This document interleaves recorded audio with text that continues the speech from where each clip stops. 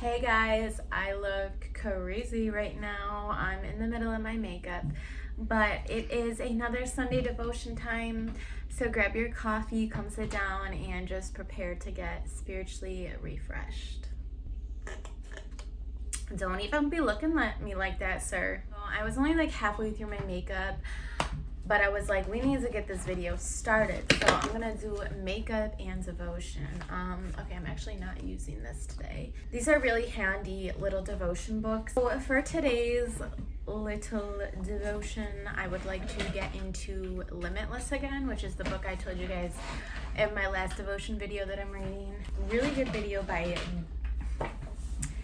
book by Derwin L. Gray. He was actually in the NFL, football player. So I'm only about 5 chapters in, but so far, it's really about removing the chains that cause us to be limited in our lives and go from being limited to limitless.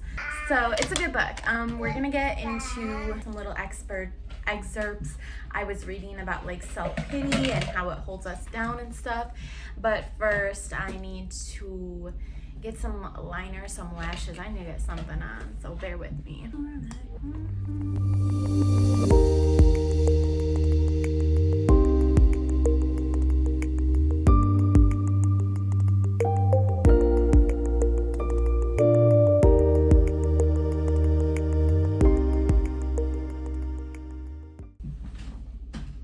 Okay, we're almost there. I want a little bit of highlight. This is that subtle natural glow. Who the frick? I love it. All right, so let me just find the little area that I wanted to share with you guys. So first of all, when it comes to self-pity, I was thinking in my own head that I feel like there's a line between self-pity and just like recognizing your trauma. This is a little story that's just like a little side story inside the book. It says, my 17-year-old daughter, Presley, teaches me a lot about life. When I start to feel sorry for myself, she will say, Dad, a ambulance is coming to get you. What she's wisely telling me is to stop feeling sorry for myself, and she's right. When we wallow in self-pity, the pain or event that caused the pain only gets worse. It magnifies. So there's obviously healthy ways of dealing with a pain or a unfortunate event.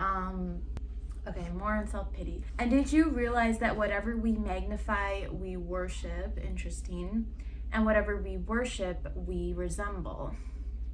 If we wallow in self-pity, we will become more pitiful and limit our lives. If we stay in Jesus and meditate on what he's accomplished on our behalf, we magnify his great work, and as we do this, we worship him. The result is that daily we are transformed into his image, releasing his limitless life through us.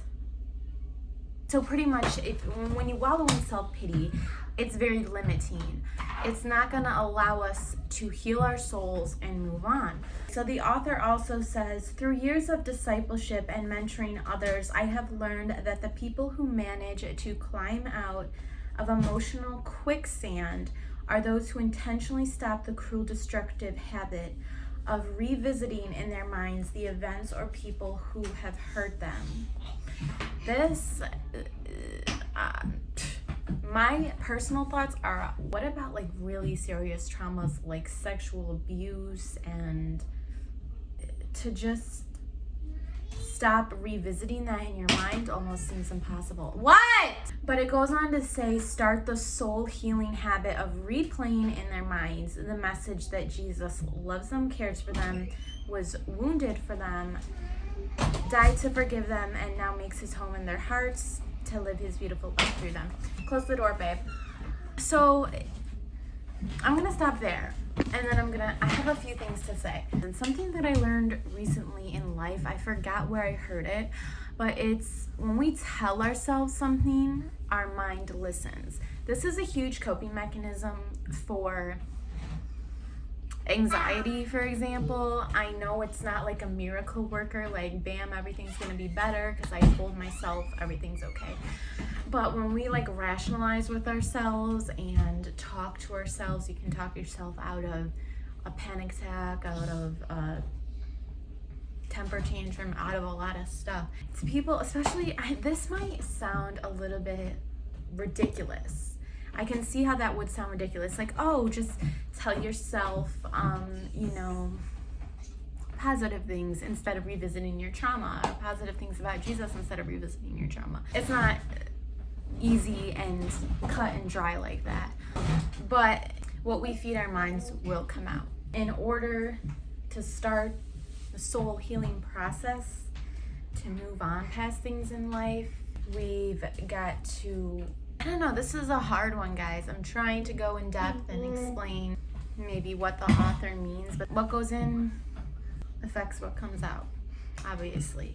I guess this is about not letting trauma and bad events in our lives limit us, and how we can become limitless starting in our minds. That's all I have for you guys today. If you have something to add, please comment it, because I don't know if I did that good of a job with this. I tried. I feel like this is the start of the discussion, but there's a lot more to be said, so feel free to leave a comment, and I really hope you guys have a great week. It's almost fall. I want to continue doing this little devotion series. Let me know if you guys like it. Thanks for watching.